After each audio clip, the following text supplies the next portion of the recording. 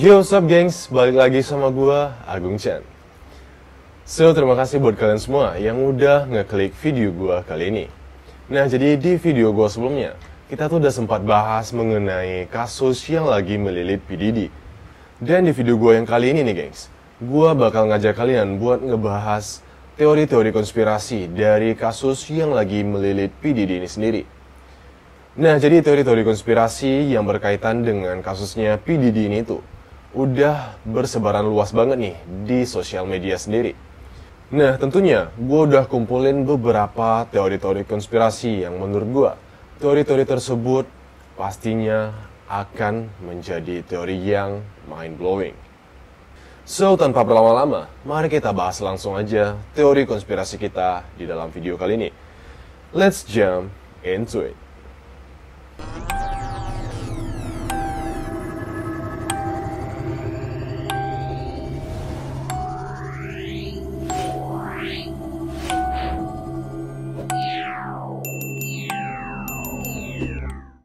Nah, jadi gengs, kemarin ini lagi rame banget dengan kasus dari P. Diddy ini.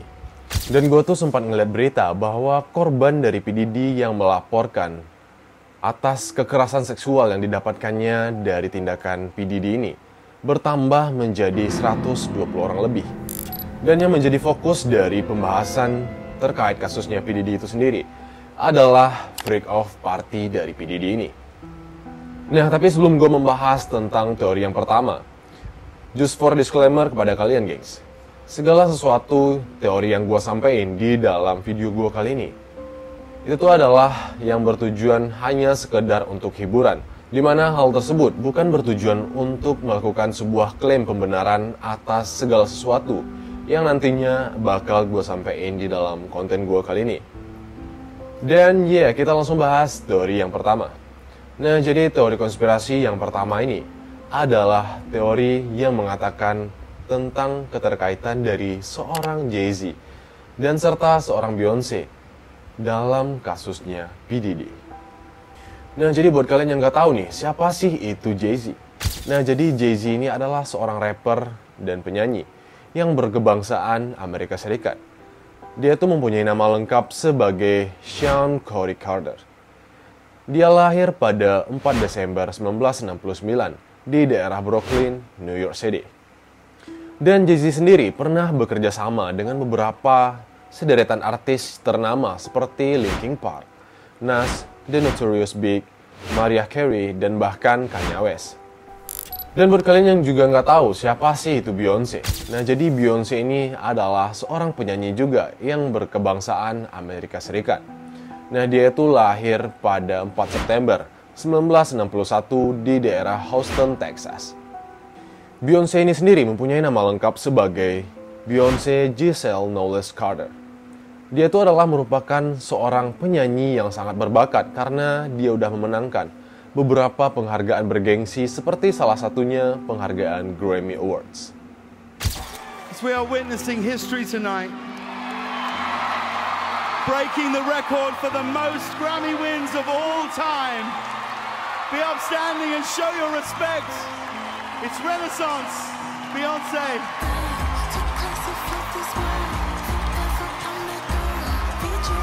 Dan Jay-Z dengan Beyonce sendiri adalah merupakan pasangan artis yang sudah menikah kurang lebih 20 tahun.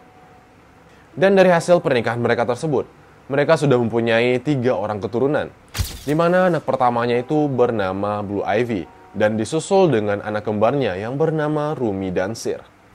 So, Jay-Z dan Beyonce ini sendiri guys, dirumorkan terlibat atau ikut serta di dalam kasusnya P. Diddy ini. Dan dari salah satu website yang gue baca, di sana itu dikatakan bahwa Jay-Z dan Beyonce ini menjadi kolaborator atau partner in crime dari P. Diddy ini sendiri. Nah, jadi dari website itu juga, mereka itu dikatakan terikat dengan salah satu organisasi rahasia yang bernama Illuminati. Di mana yang kita ketahui selama ini, bahwa organisasi Illuminati atau para elit-elit global ini adalah organisasi yang mengontrol penuh beberapa sektor-sektor di kehidupan kita sendiri. So, gue berpendapat bahwa Jay-Z dan Beyonce serta P. Diddy ini adalah orang-orang yang mengkop atau memegang ranah dari industri hiburan atau industri musik sendiri. Nah, jadi keterkaitan dari Beyonce dan Jay-Z di dalam kasus P. Diddy ini sendiri sudah banyak diperbincangkan dari khalayak netizen di sosial media, gengs. Walaupun di dalam dakwaan dari kasus P. Diddy sendiri, nama dari Beyonce serta Jay-Z ini masih belum tersebutkan. Nah, jadi gue juga sempat baca nih dari salah satu website yang berasal dari Albania yang bernama Pamfletti. Di dalam website tersebut, mereka bertiga dikatakan bekerja sama nih di dalam dunia industri musik untuk menyingkirkan para pesaingnya. Nah, lalu mengapa teori ini tuh terus berkembang seiring berjalannya proses hukum dari P. Diddy sendiri? Dan tentunya, kalian pasti bertanya-tanya nih, gengs, apa sih yang menguatkan keterkaitan dari Jay-Z dengan Beyonce ini di dalam kasus yang sedang melilit P. Diddy sendiri? Nah, jadi gue bakal jelasin kepada kalian secara perlahan-lahan, berdasarkan dari data dan fakta-fakta yang gue temuin di sosial media sendiri.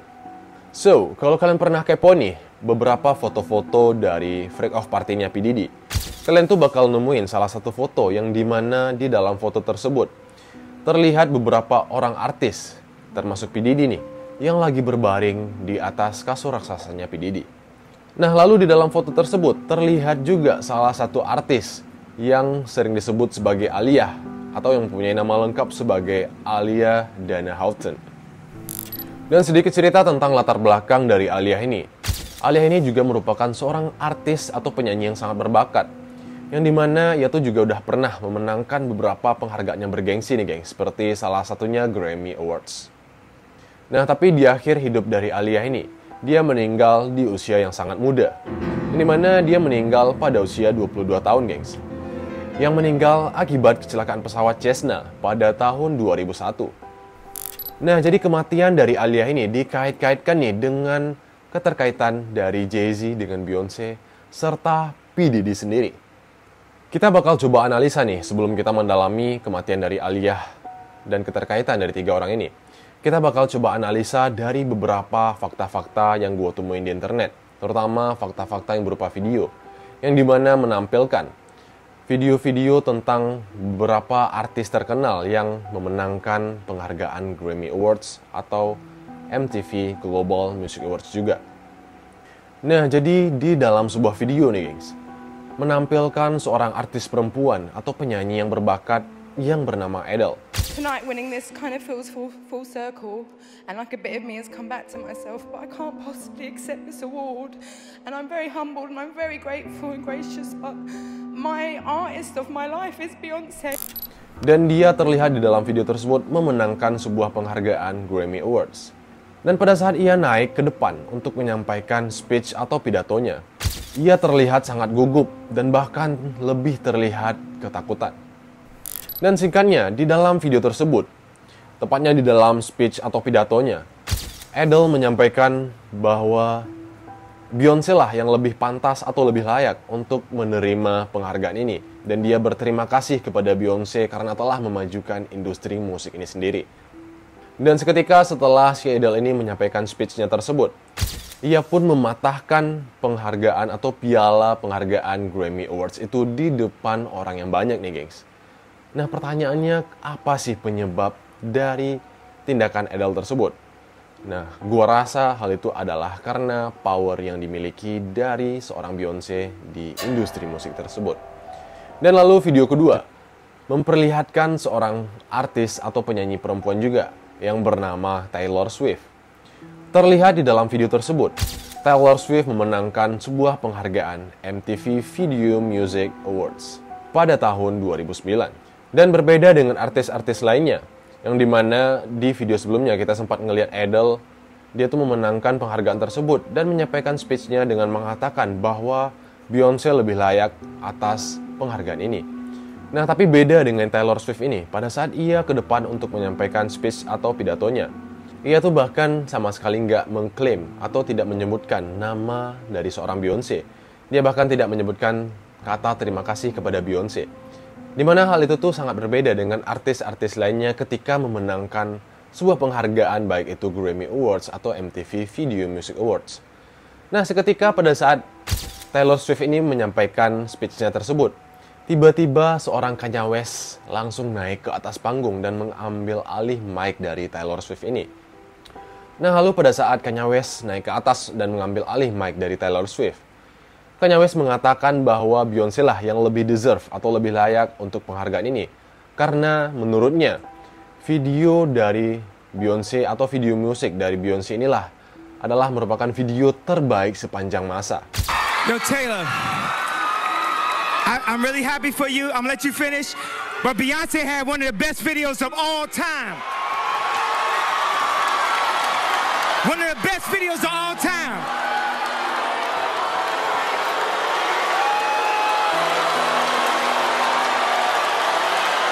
Nah, kalau kita telaah secara logika tindakan dari Kanye West ini sendiri, tindakannya tersebut kelihatan seolah-olah merendahkan karir dari seorang Taylor Swift. Nah, tapi dibalik itu, rumornya mengatakan bahwa sebenarnya Kanye West itu tidak benar-benar merendahkan karir dari seorang Taylor Swift nih, gengs. Melainkan teori-teori lain mengatakan bahwa Kanye West itu bertujuan untuk maju ke depan dan mengambil alih mic tersebut. Karena sebelumnya kita tahu bahwa Taylor Swift ini nggak mencantumkan atau nggak mention nama dari Beyoncé ini sendiri. Nah, jadi teori-teori itu mengatakan bahwa Kanye West naik untuk melindungi Taylor Swift atau menjauhkan Taylor Swift dari gelapnya dunia entertain atau dunia industri permusikan. Dan lalu rumor dari kekuatan Beyoncé di dunia industri musik ini juga diperkuat nih dari seorang artis pria atau penyanyi pria yang bernama Harry Styles. Dan buat kalian yang nggak tahu siapa Harry Styles itu, Harry Styles itu adalah merupakan salah satu personil dari One Direction dulunya, yang kemudian mereka itu bubar dan membangun karir mereka masing-masing. Nah, jadi Harry Styles ini sendiri pada tahun 2023 nih, yaitu memenangkan penghargaan Grammy Awards. Nah, jadi di dalam sebuah video menayangkan detik-detik kemenangan dari Harry Styles ini. And the Grammy goes to... You can read it. Harry Styles! Dan kemudian ia maju ke depan dan menyampaikan speech atau pidatonya. Nah, tapi di dalam speech atau pidatonya tersebut, ia tuh nggak mention atau nggak menyebutkan nama dari Beyoncé. Berbeda dengan artis-artis sebelumnya yang selalu menyebutkan dan berterima kasih kepada Beyoncé atas pengaruhnya di industri permusikan. I've been so inspired by every artist in this category with me at a lot of different times in my life. I listen to everyone in this category when I'm alone and... Nah, dari hal itulah setelah ia memenangkan Grammy Awards tersebut, yang dimana ia tidak menyebutkan atau tidak mention nama dari Beyoncé, ia tuh dikabarkan atau dirumorkan tidak pernah muncul lagi di ranah industri permusikan. Namanya itu tiba-tiba menghilang secara mendadak nih, gengs. Kita semua pasti bertanya-tanya, kemana kok tiba-tiba hilang nih si Harry Styles ini di dunia industri permusikan? Ya, kalau kita beranalisa nih, setelah dia menyampaikan speech-nya dengan tanpa menyebutkan atau berterima kasih kepada Beyoncé, ya tuh tiba-tiba menghilang gitu aja. Berbeda dengan artis-artis lainnya yang mention dan berterima kasih kepada Beyoncé, mereka tuh aman-aman aja tuh. Nah, jadi kita bebas berspekulasi terkait kasus dari Harry Styles ini. Dan faktanya nih, di dalam penayangan video kemenangan Grammy Awards dari Harry Styles ini, nah, jadi di salah satu momen di dalam video tersebut, terdengar salah satu suara dari seorang penonton di dalam video itu. Dan dia berteriak atau menyorakan bahwa Beyoncé lebih layak menang penghargaan tersebut. Atau dia ngomong, Beyoncé should have won. Beyonce! Beyonce should have won! Dan pastinya, kolom komentar dari video penayangan kemenangan Harry Styles itu penuh dengan tanda tanya. Why Beyoncé? Kenapa Beyoncé terus-terusan? Kenapa harus Beyoncé? Nah, jadi pertanyaan dari gua dan mungkin pertanyaan juga dari kalian nih. Apakah Beyoncé lah yang menjadi penyebab hilang atau redupnya karir seorang Harry Styles? Yeah, we never know. Nah, kita balik lagi kepada kematian dari seorang penyanyi yang bernama Aaliyah. Di mana di dalam kematiannya tersebut dikaitkan 3 nama orang yang menjadi dalang di balik kematiannya tersebut. Jay-Z, Beyonce, serta P. Diddy ini sendiri, gengs. Nah, tadi gue juga udah bahas sedikit nih, atau jelasin sedikit tentang gimana power dari seorang Beyonce di dalam dunia industri permusikan. Nah, jadi dalam beberapa artikel, atau dari artikel yang sempat gue baca, di dalam artikel tersebut dikatakan bahwa pada saat karir dari seorang Aaliyah lagi meroket, dia itu disandingkan di dalam sebuah acara dengan Beyonce dalam memandu acara tersebut sebagai MC. Dan lalu kerjasama di antara Beyonce dengan Aaliyah dalam memandu acara waktu itu juga dapat kita temukan di dalam sebuah video. Di mana di dalam video tersebut, Beyonce itu terlihat seolah-olah sangat merasa tersaingi nih dari karir seorang Aaliyah. Dan lalu banyak teori-teori yang beredar bahwa kematian dari Aaliyah ini udah dirancang oleh 3 orang ini dengan sangat-sangat teratur atau terorganisir. Nah, kenapa gue bilang bahwa kematian dari Aaliyah ini tuh udah diatur dengan sangat-sangat terorganisir? Karena dari kecelakaan pesawat Cessna pada tahun itu, gak ada satupun korban yang selamat, gengs. Nah, jadi karena gak ada korban yang selamat, hal itu membuat gak ada kejahatan yang bisa diungkap dari kasus kematian Aaliyah ini. Dan ternyata dari teori konspirasi ini gak hanya Aaliyah aja nih. Ada juga salah satu atau seorang penyanyi perempuan yang bernama Amy Winehouse. Nah, jadi Amy Winehouse ini juga pernah menangin salah satu penghargaan dari Grammy Awards pada tahun 2008, gengs. Dan di dalam penayangan video dari kemenangan Amy Winehouse di piala penghargaan Grammy Awards pada tahun 2008 itu, pada saat ia menyampaikan speech atau pidatonya ke depan, ia tuh terlihat sama sekali tidak ketakutan atau tidak gentar sekali dengan power atau kekuasaan dari seorang Beyonce di dalam industri permusikan. Di dalam pidatonya sendiri, Amy Winehouse itu tidak sama sekali mengucapkan kata-kata terima kasih kepada Beyonce, di mana hal itu sangat bertentangan dengan artis atau penyanyi-penyanyi yang lainnya. My artist of my life is Beyonce, and this album for me. Beyonce, whew, thank you so much. You clearly are the artist. Thank you. Such a huge influence on me, Gaga, and our next performer, Beyonce. Dan banyak rumor yang mengatakan bahwa Amy Winehouse ini meninggal atau wafat adalah akibat dari ulah 3 orang ini. Karena sebelumnya ia nggak mention atau nggak menyebutkan nama dari seorang Beyonce di dalam speech atau pidato yang ia sampaikan. To my mom and dad. For my Blake incarcerated. And for London, this is for London, because Camden Town ain't burning down. Dan Amy Winehouse diketahui meninggal pada 23 September di tahun 2011, gengs. 3 months after Amy Winehouse died, we finally know what killed her. Amy was more than 5 times the legal drink drive limit when she died, as the coroner at the inquest into her death recorded a verdict of misadventure. The hearing was told that Amy had a period of abstinence from alcohol, but started drinking again the week of her death. Nah, jadi apa kesimpulan dari teori konspirasi yang pertama ini? Nah, jadi kesimpulan dari teori konspirasi yang pertama ini adalah setiap artis yang memenangkan penghargaan musik yang berkaitan dengan dunia atau perindustrian musik lah pokoknya. Ketika ia memenangkan dan menyampaikan speech-nya ke depan atau pidatonya, dan ia tidak mention atau tidak menyebutkan dan bahkan tidak berterima kasih kepada seorang Beyonce, maka bisa dipastikan atau berkemungkinan nyawa dari artis tersebut atau penyanyi tersebut terancam. Dan bisa jadi kematiannya akan direncanakan oleh 3 orang yang kita sebut sebelumnya, Jay-Z, Beyonce, dan P. Diddy. So, gimana menurut kalian, gengs? Silahkan sampaikan pendapat kalian di kolom komentar di bawah.